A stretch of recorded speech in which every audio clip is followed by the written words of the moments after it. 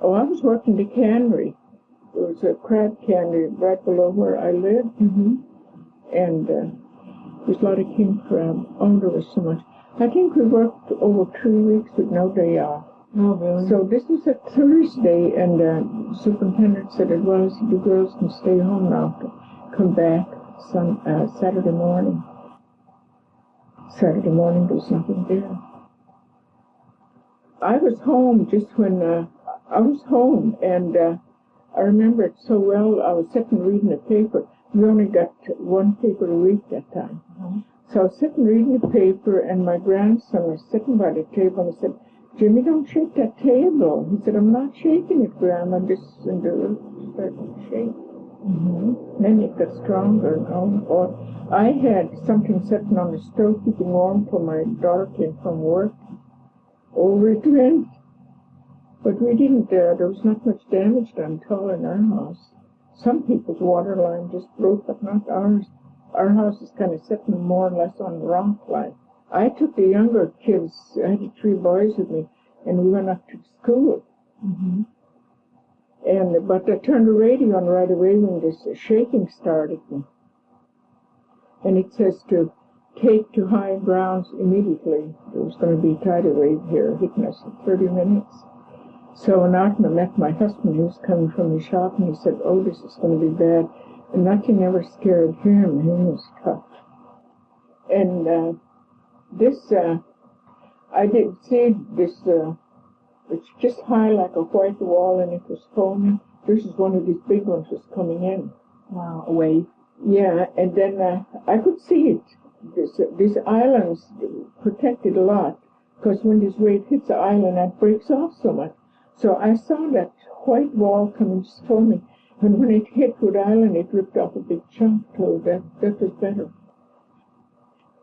Well, I tell you, Kodiak was really damaged. I tried to walk into town 2 days after a friend came down and picked me up when he'd gone to see.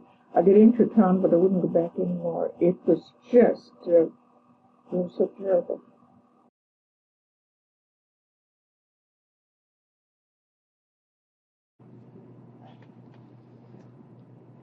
I just had West Wallace home at the time. We went out on the front lawn, and I could not have stood up if I hadn't held on to West.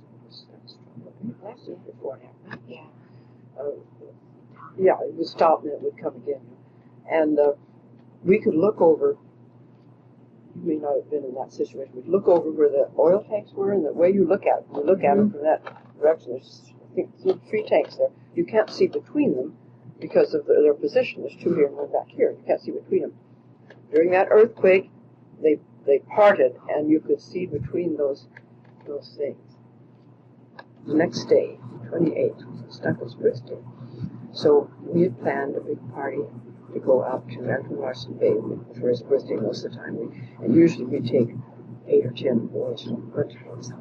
And so I had gone down that afternoon, and I had bought the wieners and the buns and the pop and all the things to go with it, And I had those sitting on the table. I put the wieners in the refrigerator, but other things were still sitting on the table, fruit, potato chips, whatever. Well, when the earthquake came, about 5:30 in the evening, we hadn't eaten. I had beans on the stove, hadn't eaten, and we just got in our car and went on. When he got home from the ranch, we just got in the car and went on up the mountain and stayed. After a while, we hadn't had supper. We were getting hungry. So we told him, he went back down. He was going to go down and bring up our car. We got up in the pickup. He's going to bring our car up, too. And I told him to bring us something to eat. So here he got all this picnic stuff and brought up. That's what we had to eat about midnight. We were up there eating all this picnic stuff. But he didn't get the wieners, We had just the pop and all the other stuff. And little Wallace was 4. He said, I don't like this picnic. Let's go home. Oh.